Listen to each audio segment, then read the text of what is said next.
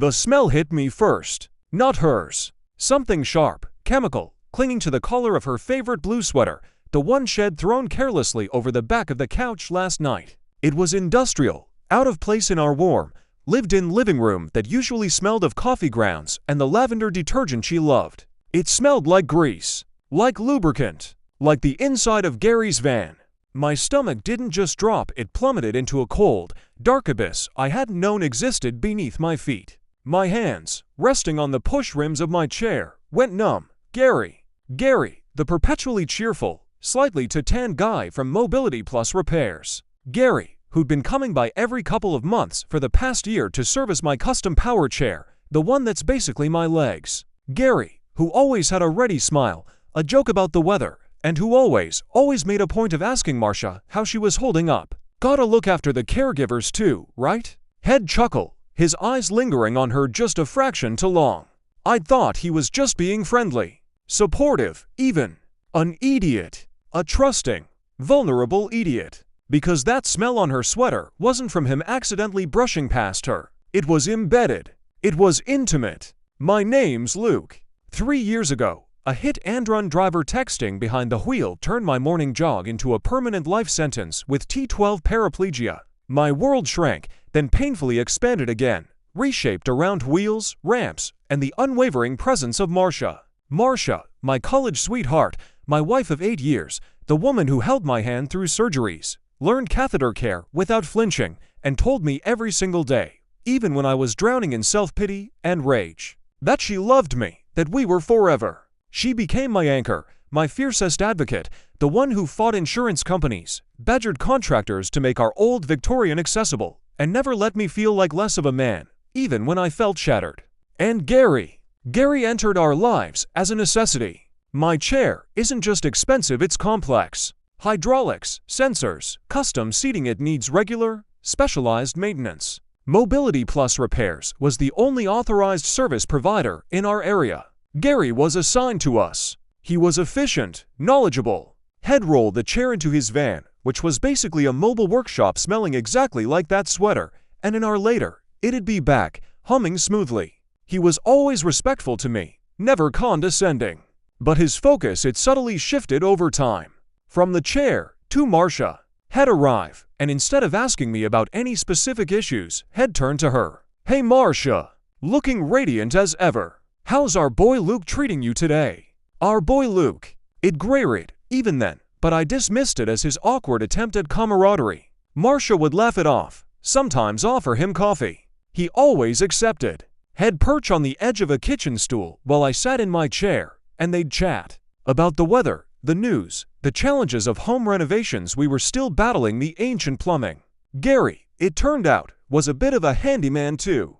"Oh, leaky faucet. I could take a look sometime. Save you calling a plumber," had offered once, his eyes fixed on Marcia. She'd declined, but a faint blush had crept up her neck. I saw it. I noted it. And like a coward, I buried it. The sign started small, easily explained away. Marcia seemed lighter, happier. She started taking more care with her appearance on days she knew weren't special. Just Tuesdays. Gary usually came on Tuesdays. She bought new perfume, something muskier, less floral than her usual scent. "Just felt like a change," she'd said with a shrug when I mentioned it. Her phone, which used to lie around unlocked, now always face down.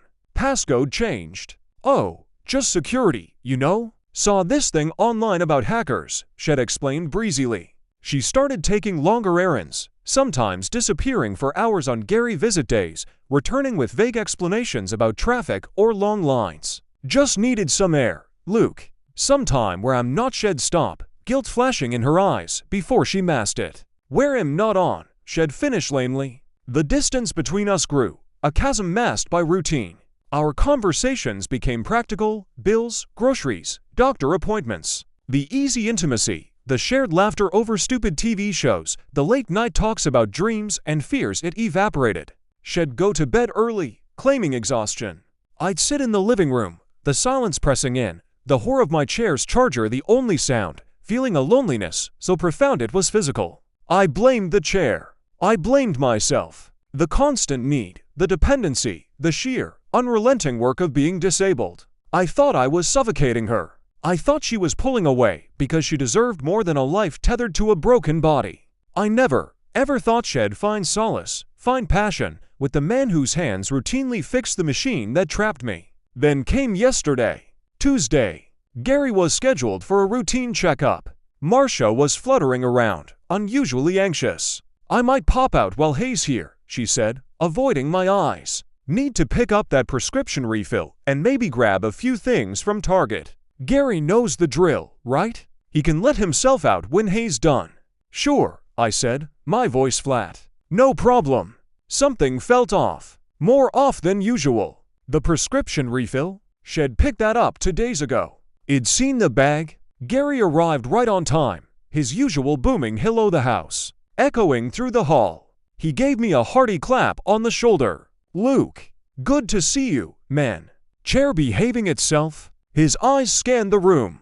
Marcia not here. Errands, I mumbled. His face fell, just for a microsecond, before the professional smile snapped back. Right.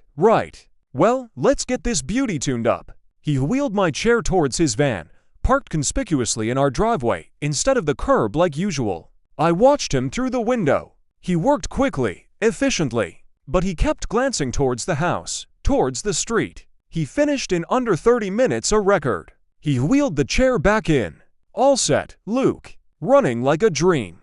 Tell Marcia I said hey. He lingered in the doorway. She okay? Seemed a bit stressed last time. Fine, I said, the word like ash in my mouth. Just busy. He nodded, gave me another overly familiar pat on the shoulder, and left. I heard his van pull away. An hour later, Marcia returned, flushed, carrying a single, small Target bag that looked suspiciously light. Her hair was slightly mussed, her lips looked swollen. She claimed the store was packed. She avoided my gaze. She showered immediately, something she rarely did midday. And she left that blue sweater on the couch. Now, holding the sweater, breathing in that undeniable, oily scent of Gary's workspace, the pieces didn't just fall into place, they detonated. The Tuesday errands. The new perfume worn on Tuesdays. The constant phone vigilance. The lingering glances. The blush. The way Gary asked after her, not me. The van parked in the driveway, a blatant signal. The impossibly quick repair yesterday. The single, almost empty bag. The shower. This sweater. It wasn't suspicion anymore. It was a cold, hard certainty that settled in my bones like lead. Marcia hadn't gone to Target. She'd waited down the street. Gary had finished my chair in record time because he wasn't working on it alone. Had picked her up. They'd gone somewhere. His place. A seedy motel. The back of his damn van. And that thought, the image of my wife, the woman who'd sworn vows, who'd held me through the darkest nights, entangled with Gary. Surrounded by the tools he used to maintain the chair that symbolized everything I'd lost. It wasn't just betrayal. It was desecration. It was a violation that weaponized my own vulnerability. He hadn't just fixed my mobility aid, had exploited the access it granted him to our lives, to her. Had used my disability as a fucking gateway. The rage came then, a white-hot torrent that burned through the initial shock and nausea. It roared in my ears, blurring my vision. I wanted to scream. I wanted to smash something. I wanted to throw the sweater across the room, watch it hit the wall. But my body betrayed me. I couldn't throw anything with force from my chair. I couldn't storm out. I was trapped, physically trapped, in the epicenter of my own devastation. The fury twisted into a suffocating helplessness, a familiar enemy now amplified 1,000-fold by the context. How could she? With him? The technician? Was I so repulsive? Was our life, our love, built on sand that washed away the moment someone offered her a cheap thrill wrapped in the scent of WD-40? I heard her key in the lock. Panic, cold and sharp, joined the toxic cocktail in my veins. What do? Confront her? Scream? Cry? Play dumb? I couldn't process. I dropped the sweater back onto the couch, exactly as it was, as if it were radioactive. I wheeled myself hastily towards the kitchen. Needing distance, needing to pretend. My hands trembled violently on the rims. She breezed in, humming. Her cheeks were still faintly pink, her eyes bright. She looked satisfied, revitalized, like she'd just had a spa day, not shattered her husband's world. She dropped her purse on the hall table. "Hey honey. Sorry I was gone so long. The line at the pharmacy was insane, and then Target was just a zoo." She walked towards the kitchen, stopping short when she saw me. "You okay? You look pale." I forced my gaze up, meeting hers. I tried to find the woman I married in those eyes. All I saw was a stranger, glowing with a secret stolen in the back of a repair van. The lie about the pharmacy, so easily spoken, solidified the truth. She wasn't just cheating. She was lying to my face, effortlessly, while smelling like another man's workplace. "I'm fine," I managed, my voice sounding hollow, alien even to myself. "Just tired." It was the understatement of the century. She tilted her head, a flicker of something concern, guilt, annoyance, crossing her face. "Okay, well, I'm gonna start dinner.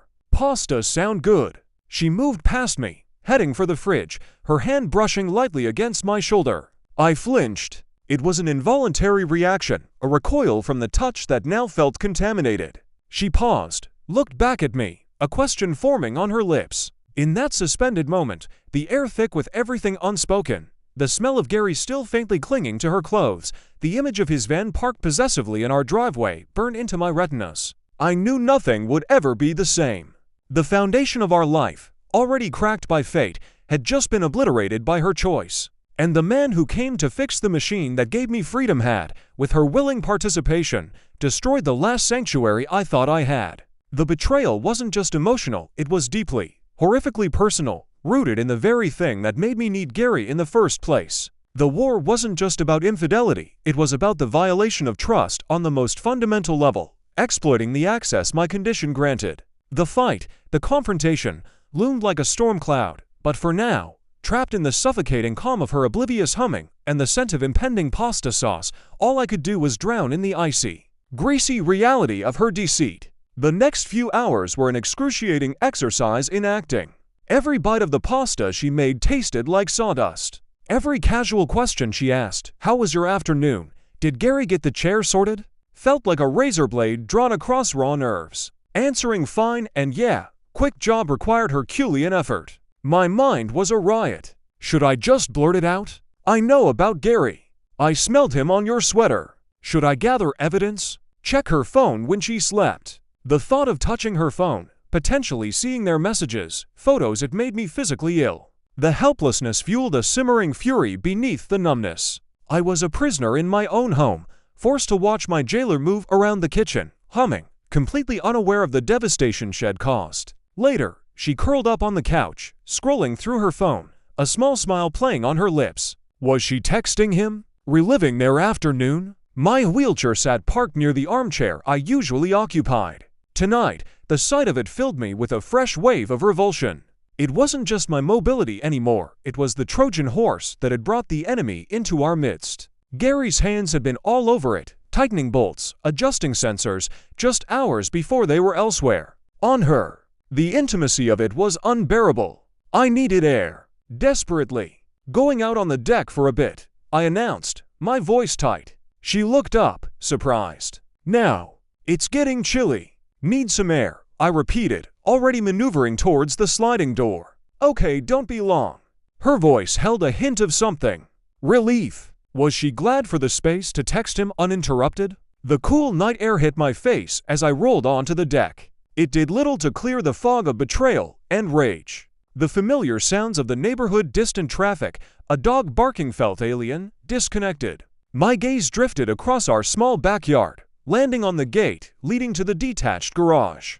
Gary had parked his van inside our driveway yesterday. Had never done that before. Usually, he stayed curbside. Why yesterday? Convenience? Or something else? A darker thought surfaced, chilling me more than the night air. Had they been in the house? While I was in my study, oblivious. The image of them together, not in some anonymous motel, but here, in our bed, on our couch, it was a new level of violation. I gripped the push rims until my knuckles turned white. The urge to wheel back inside and scream the accusations was overwhelming. But the fear of her denial, her lies, the potential gaslighting, "You're imagining things, Luke, the stress is getting to you," held me back. I needed proof. Concrete, undeniable proof. Sleep was impossible. I lay rigid in the dark, listening to Marcia's steady breathing beside me. Every rustle of the sheets, every sigh, felt like an accusation. The smell of Gary seemed to permeate the room, though it was probably just my tortured imagination. I replayed every interaction, every Tuesday for the past year, dissecting them with forensic intensity. The way Gary's eyes would follow her when she walked across the room. The time had accidentally brushed her hand, reaching for a coffee mug. The afternoon had stayed for nearly an hour after fixing the chair, supposedly chatting about ergonomic solutions for Marcia's home office setup. How stupid had I been? How blind? The next morning dawned gray and oppressive, matching my internal landscape. Marcia was cheerful, making pancakes my favorite, a cruel irony. She chatted about mundane things, a sale at the mall, a funny video shed scene. It was surreal, this normalcy plastered over the abyss. I played my part, nodding, forcing small smiles that felt like cracks in my face. My eyes kept drifting to her phone, lying face down on the counter. It pulsed with secrets. An idea, desperate and probably foolish, formed. She had a yoga class Wednesday mornings. She never missed it. Yoga this morning? I asked, trying to sound casual. Yep. Leaving in about 20 minutes, she confirmed, flipping a pancake. Gotta find my calm center. Unlike the chaos you've created, I thought bitterly. 20 minutes later, she kissed my cheek. Back in a couple of hours. Don't work too hard. The door clicked shut behind her. Silence descended, thick and heavy. My heart hammered against my ribs like a trapped bird. This was my window. I wheeled myself to the counter. Her phone. It was still there, face down, taunting me. I picked it up. It felt heavy, dangerous. The screen lit up, demanding her passcode. I didn't know it. She'd changed it months ago. For security. Right. Think, Luke. Think. Birthdays. Anniversaries. Old pets. I tried them all. Nothing. Access denied. Frustration warred with panic. Time was ticking. I glanced around the kitchen, my eyes landing on the small key hook near the back door. Spare keys, a little decorative hook, and her car key fob. An idea sparked, reckless and invasive. I grabbed her car key fob. Modern key fobs sometimes have hidden physical keys inside them for emergencies. I fiddled with it, my clumsy fingers fumbling. Finally, a small release catch and a sleek, silver emergency key slid out. I wheeled myself to her car, parked in the driveway. My hands were shaking so badly I could barely insert the key into the driver's side door. It unlocked. I pulled open the door. The interior smelled faintly of her new perfume and that unmistakable, lingering scent of Gary's van. Grease. Lubricant. It was fainter than on the sweater, but it was there, mingling with the perfume. My stomach churned. Proof, but circumstantial. Smells could be argued away. Then I saw it, wedged down the side of the passenger seat, almost invisible. A small, crumpled receipt. I snatched it up. It wasn't from Target. It was from a gas station convenience store. Dated yesterday.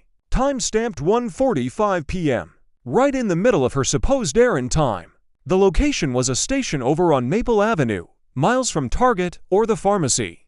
And the purchase? 2 coffees. And condoms. Magnum condoms. The world tilted. The flimsy paper in my hand felt like a live wire. 2 coffees. Condoms. Yesterday afternoon. While Gary was supposedly here fixing my chair and leaving by 11:30 a.m. While she claimed to be battling crowds at Target. It wasn't just evidence, it was a snapshot of their clandestine meeting. Coffee together. And the condoms' explicit confirmation of what they intended. What they did. The brand, the size, it felt like a vulgar detail burned into my brain. Gary's smug face swam before me. This wasn't just a mistake, a moment of weakness. This was premeditated. Planned. They'd stopped for coffee before. I sat in the open doorway of her car, the receipt clenched in my fist, the smell of their betrayal thick in the air. The numbness was gone, burned away by a scalding, righteous fury mixed with profound grief. I had it. Concrete, undeniable proof. Not just a smell, not just suspicion. A time-stamped record of their deception, purchased minutes before they undoubtedly checked into some cheap motel room. The condoms mocked me. Had they used our bed? Had Gary touched her in this very car? The violation was total, consuming. I carefully placed the receipt back exactly where I found it, closed the car door, locked it, wheeled myself back inside, the emergency key safely returned to her fob on the hook. My hands were steady now, cold, purposeful. The shock had crystallized into something hard and sharp. The waiting was over. The pretending was finished. She would be home soon. And when she walked through that door, radiating her post-yoga serenity, oblivious to the bomb I now held, the charade would end. The reckoning, fueled by the scent of grease, the image of his van, and the damning words on a gas station receipt, was finally here. The man who fixed my wheelchair hadn't just broken my trust, he'd shattered my marriage, exploiting the access my condition granted, and the woman I loved had handed him the tools. Now, she would face the wreckage.